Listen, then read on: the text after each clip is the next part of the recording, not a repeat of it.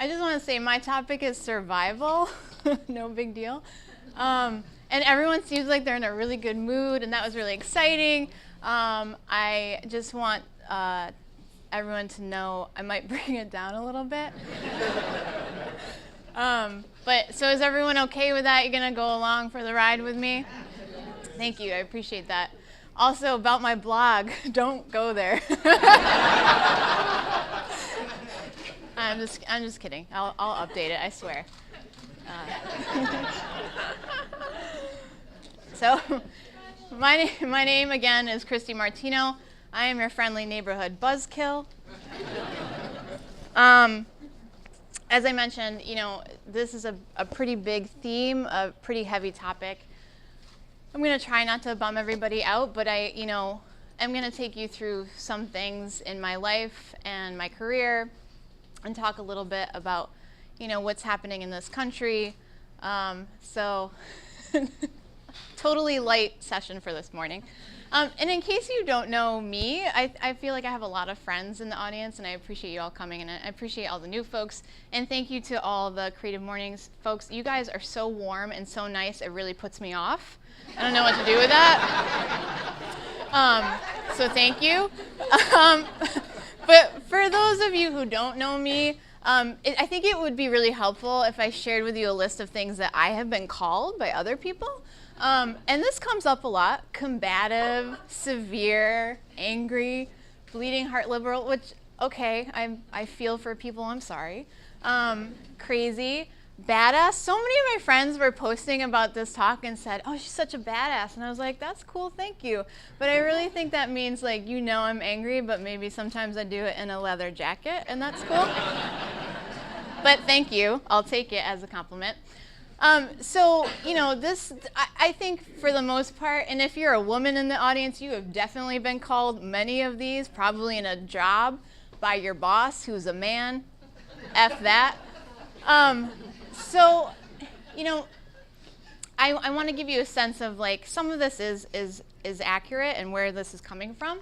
And also just note that at one point in time I was adorable.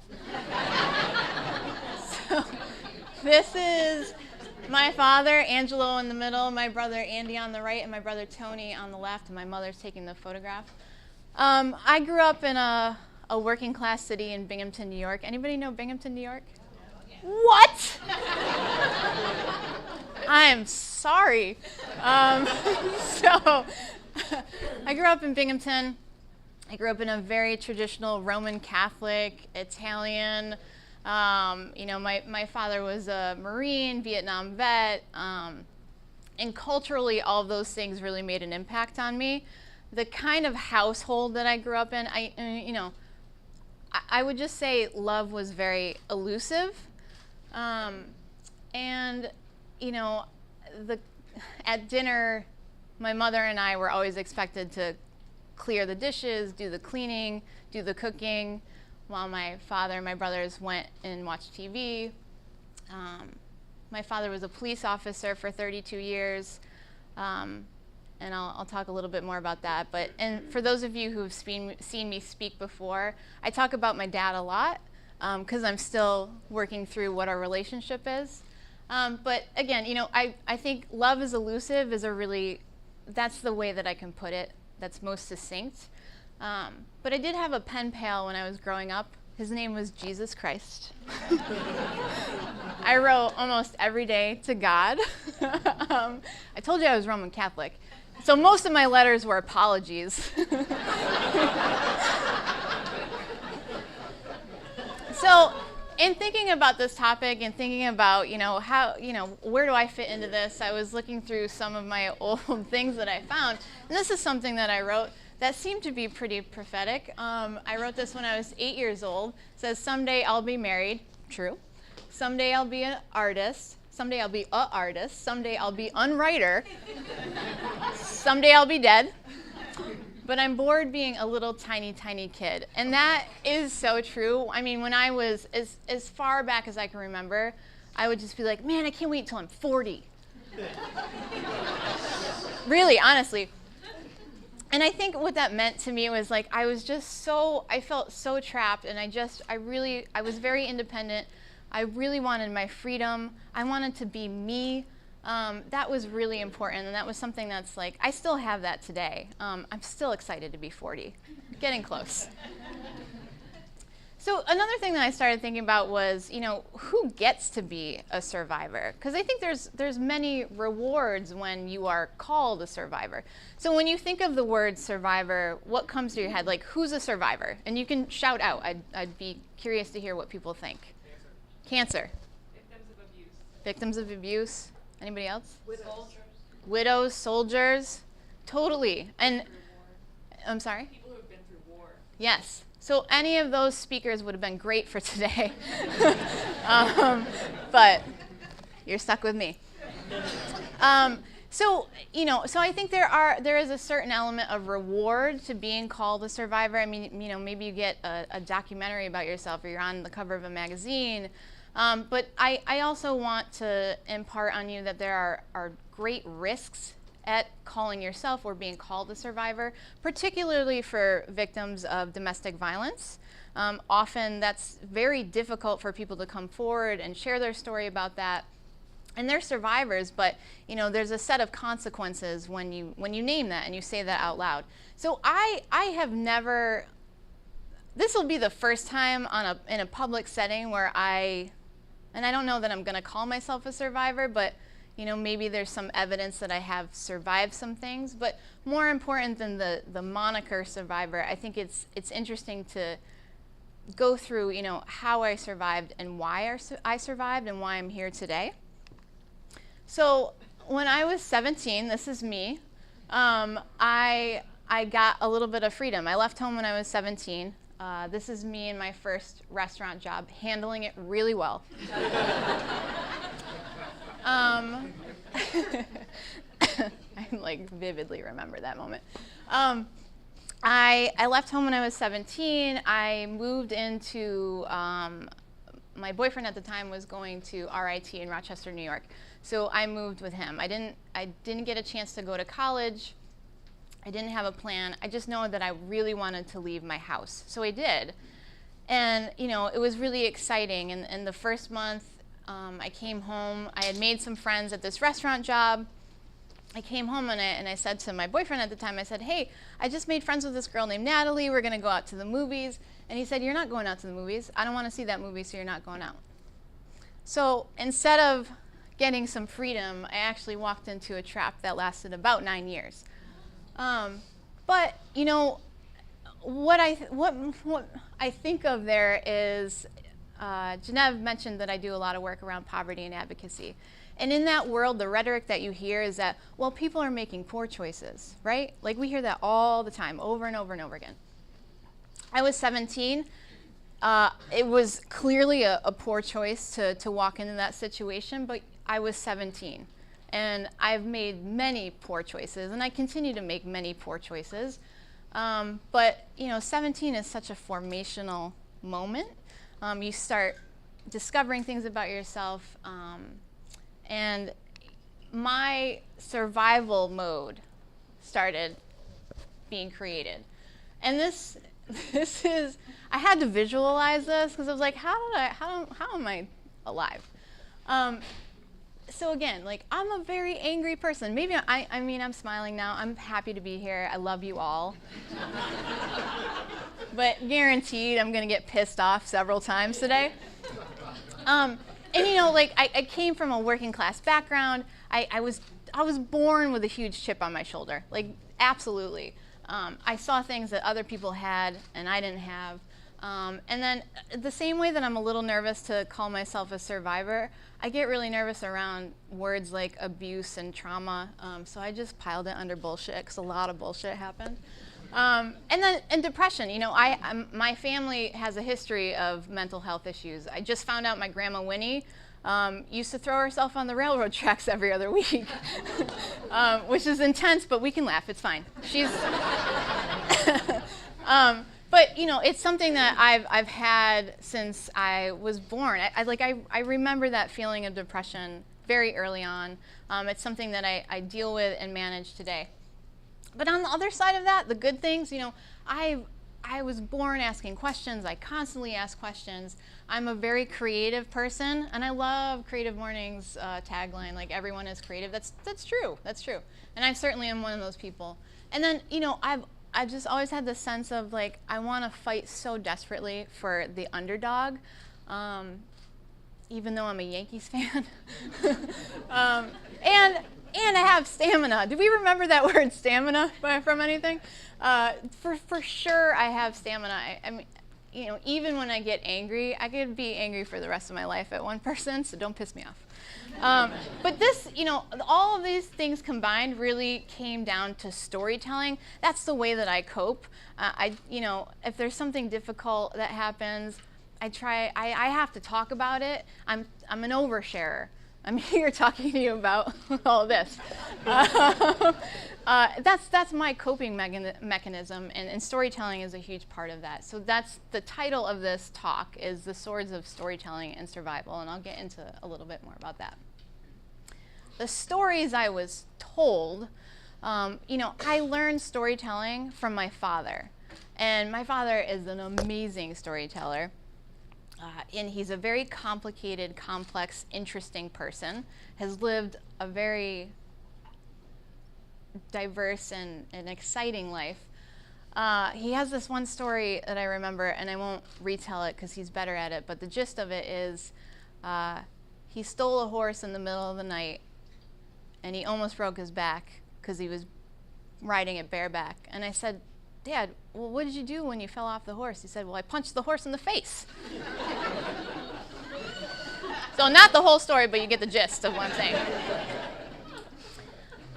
Unfortunately, the other stories that I was told since I was born in that house with my father, you know, had a much more devastating effect. So, you know, I was in a house where racial slurs were used every single day.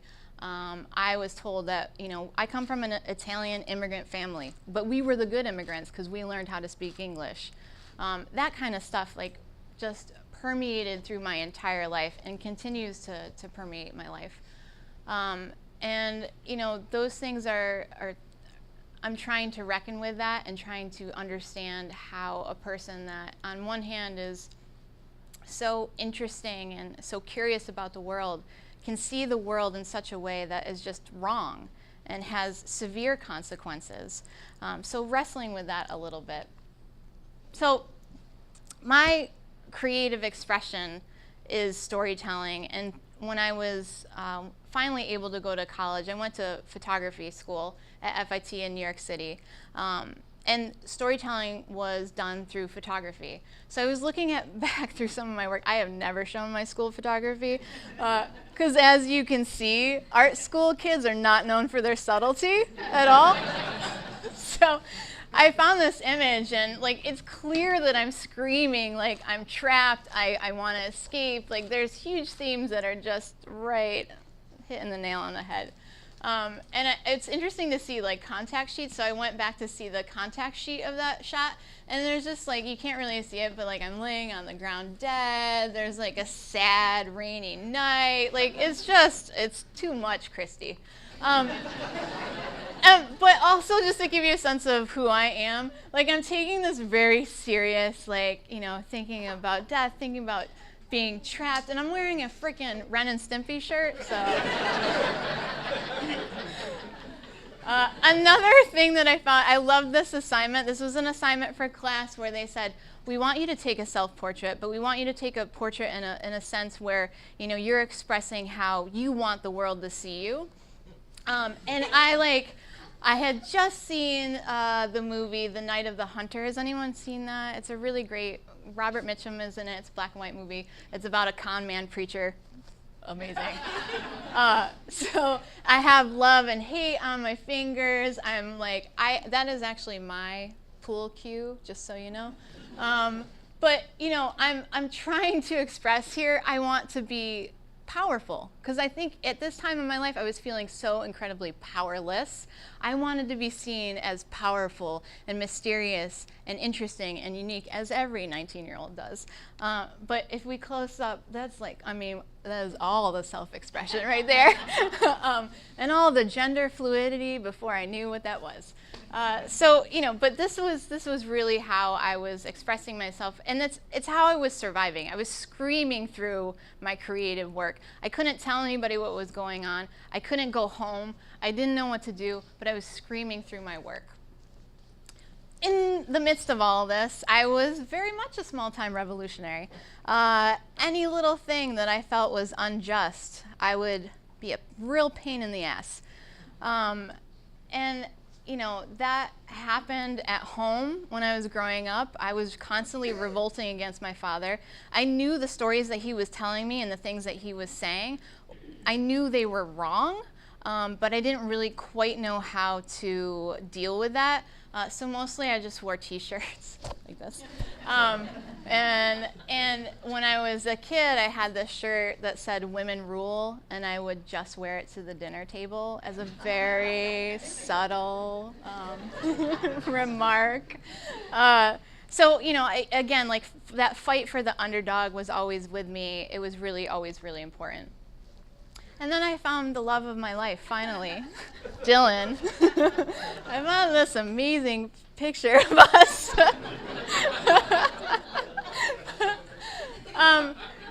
So I think at this point, we can all understand that I'm not a person that's fond of like inspirational quotes or like putting stuff out in the universe. That's totally fine. Like, I think when people can do that, that's awesome. I'm just not able to do it. But love, like that love that was so elusive for so long, finally found me, and it was just so transformative. And that was really the biggest revolution that happened in my life. I walked out of that door that second door that I was trapped in after 9 years, and found somebody that was truly a partner and that appreciated me. And like that was totally a mode of survival for going on. But then there are people say things like love is everything, love is all you need. Love is amazing, but love is not, you know, it's everything until there's a recession.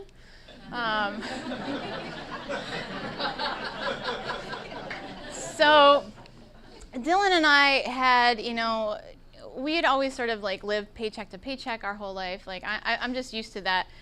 You know, that was one of the big things that my father taught me. Like, just work hard, you'll do better eventually. And when the recession hit, we were both laid off. We found new jobs. We actually got laid off again. And we had a really dark period where we literally couldn't feed ourselves and ended up going on food assistance, which is the Supplemental Nutrition Assistance Program. I'd love to give you a lecture on that someday. But, you know, and I remember calling my father, and he was just like, "What? You don't need a handout, just get a job." I was like, there are no jobs. So we made jobs. We started our company in 2010, right after we got married. Glad you're here to check me. We started our company in 2010 after we couldn't find work, and we said, you know what, let's just make the work happen. But I was kicking and screaming in the middle of a street.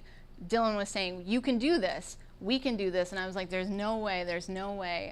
But we did it, and you know, at the heart of HAM is storytelling. So I got to use this creative expression in a way that made me money, made me confident, helped us survive. It eventually got us off food assistance. And things like, you know, 3S Art Space, we did a lot of work for them. And how do you talk about and present something that doesn't even exist yet? So what a great challenge.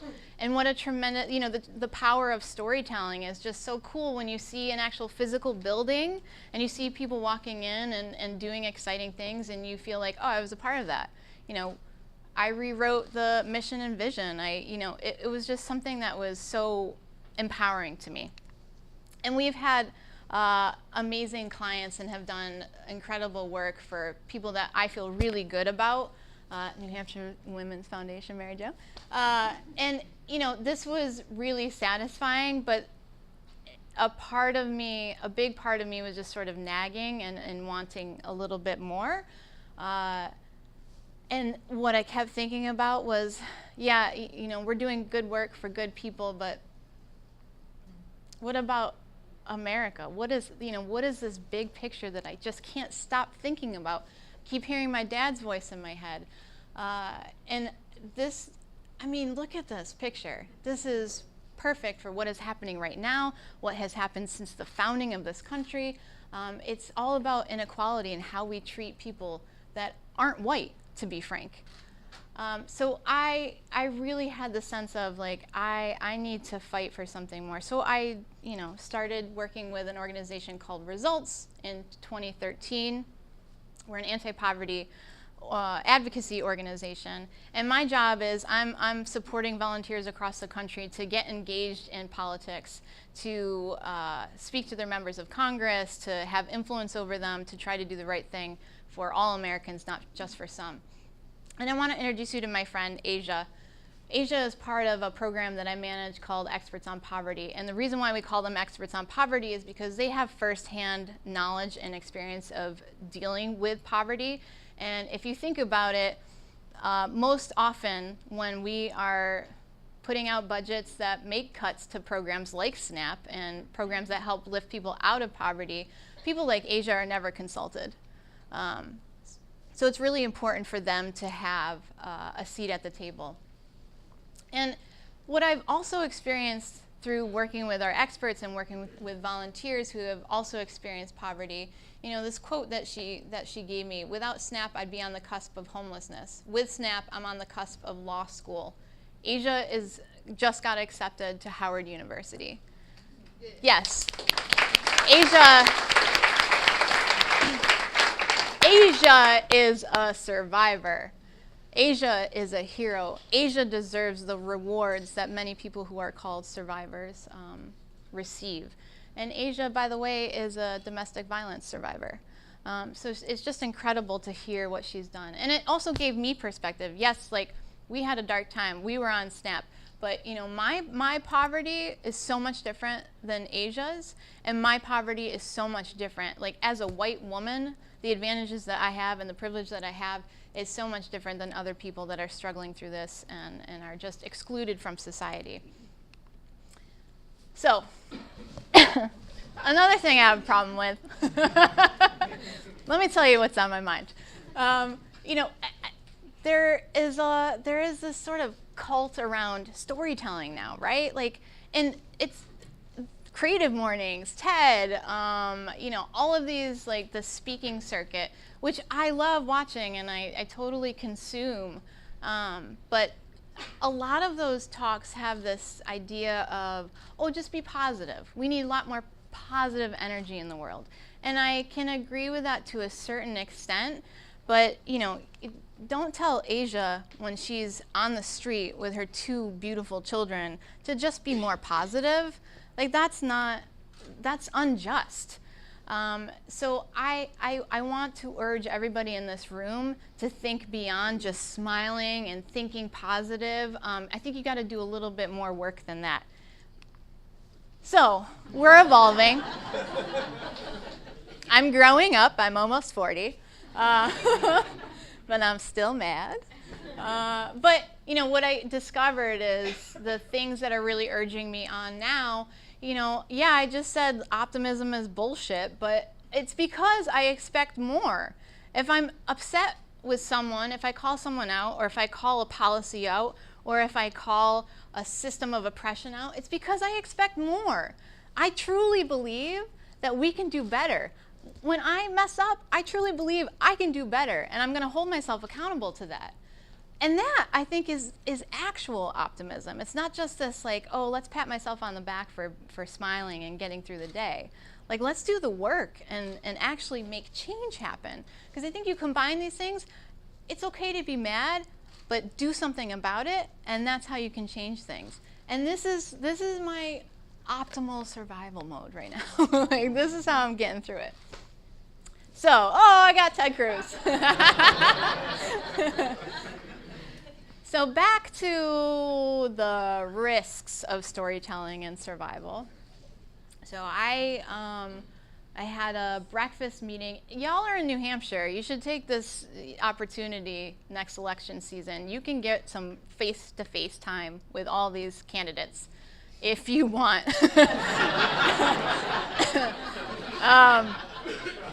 So, I'm at this breakfast meeting. There's 8 strangers around the table. Ted Cruz is there. It's supposed to be this lighthearted, like, what's your favorite movie? Let's make this member of Congress a human being. But I was like, nah, I have business. So, I say, hey, I want to tell you a little bit about myself, because Ted Cruz, historically, his whole idea of poverty is like, oh, he comes from a Cuban immigrant family. They worked really hard to get where they are, and that's all they needed to do. And he's on record saying that. So I was like, you know what, I'm going to share my story. I told him what happened to me during the recession. My husband and I, we were on food assistance. If we didn't have access to SNAP, I would not be here today. I would not own a small business. I would not be the success story that I am. And he listened really carefully. And it was really nerve-wracking because I'm telling this story, a very vulnerable story in front of 8 people that I was much more nervous about than you guys. And he looked me right in the eye and goes, I'm really sorry to hear that. And then went on to, again, talk about, well, people that are living in poverty for the most part make really poor choices. And they just need to work a lot harder and start climbing that ladder a lot faster. So that was devastating to me. But I actually went back a few times and kept talking to him and kept interrupting him and just correcting him on some misinformation. So I'm not, when I say like combine that anger and combine that desire and change can happen, that doesn't mean it's going to happen every time, and it probably won't happen with Ted Cruz. But I still won anyways, because I got to see Ted Cruz reenact 5 full minutes from his favorite movie, The Princess Bride. It was a win that day. I just need to show that one more time. So it was so amazing, so surreal. So back to the title of this, thinking about the swords of storytelling and survival. Swords, I think it's again, I told you I was melodramatic. You've seen my photography. Like, this is a little overwrought. But it's a double-edged sword. And sometimes in storytelling, sometimes in movements, sometimes in our lives, there's violence, there's bloodshed.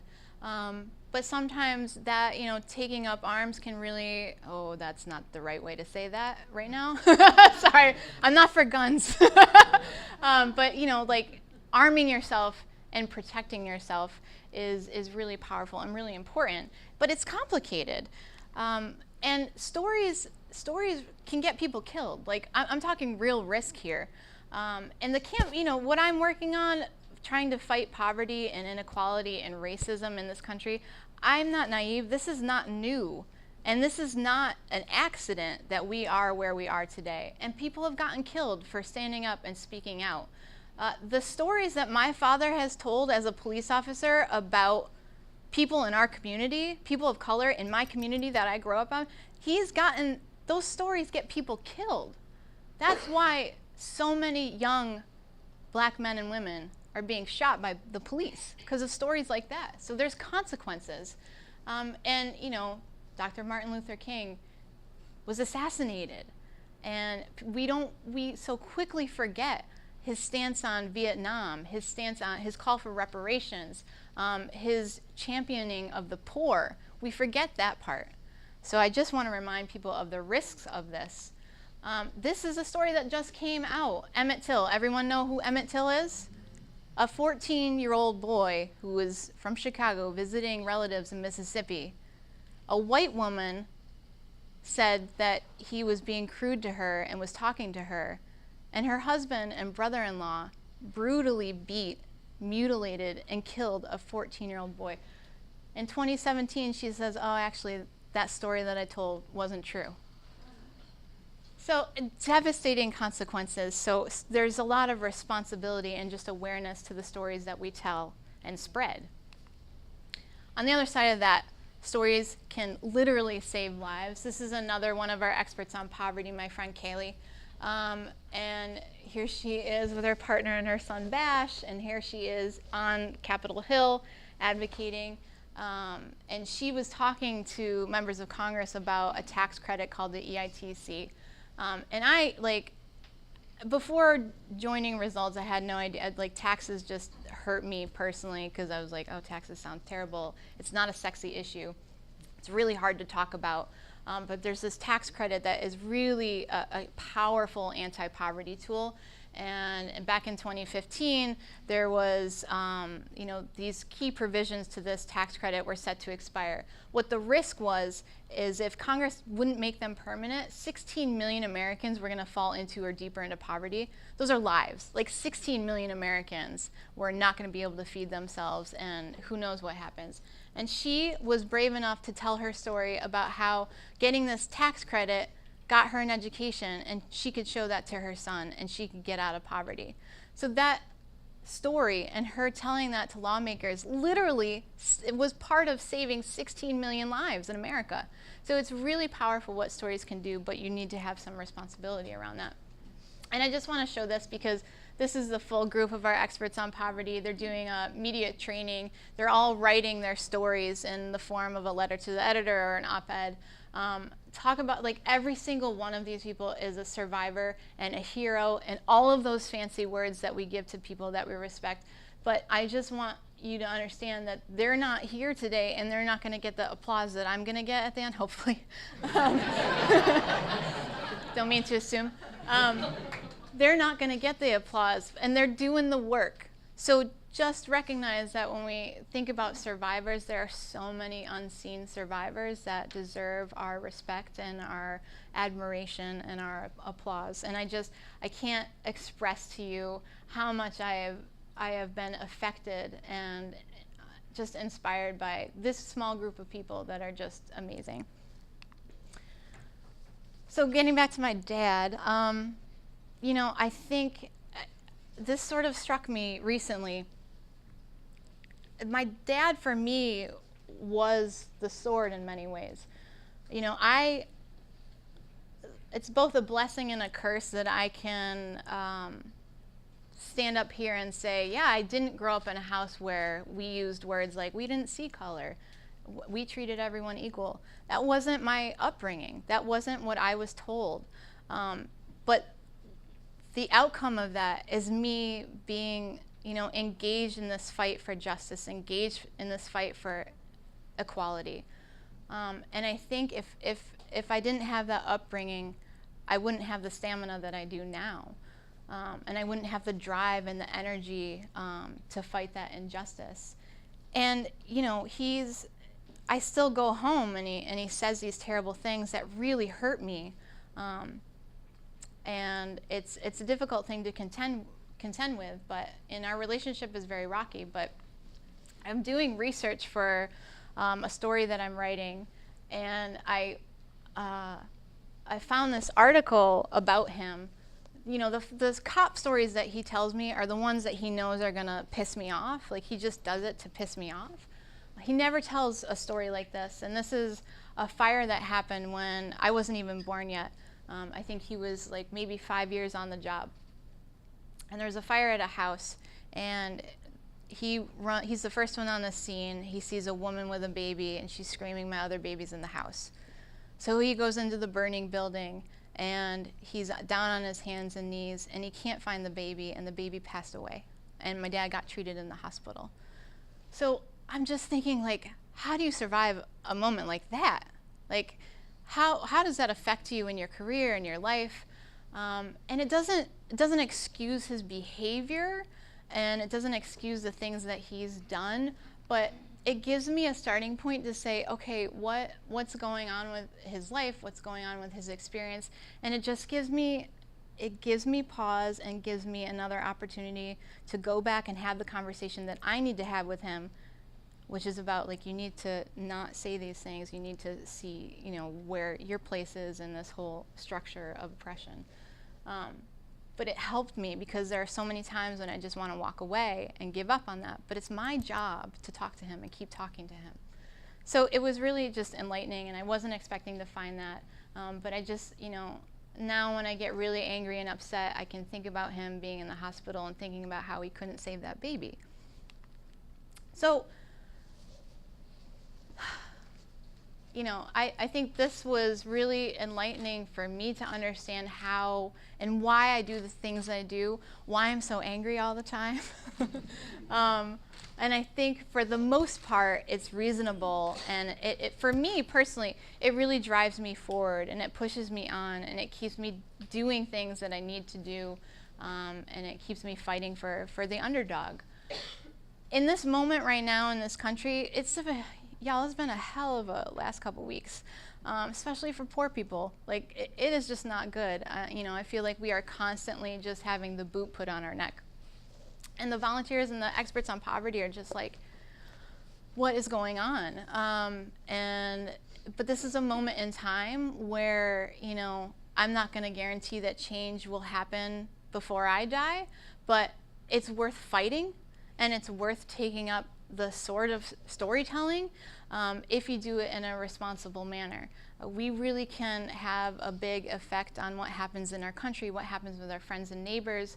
I think there's a big division between people, and it's really important for us to start talking to one another and get to know one another. And how can we do that best? We tell our stories, right? So I urge everyone to think a little bit about that and think about the things and ways that you've survived in your life. But I'll leave you with a lesson from 8-year-old me that I think is pertinent to this. So it's called My Little Friend. Once I was walking and I found a little girl. She's friendly. She's 8 years old and very small. She has no money either. I invited her to dinner. She had no manners. And that day on, we were good friends.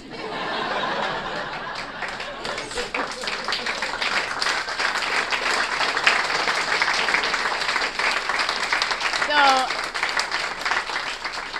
thank you very, very, very, very much for letting me tell you about me.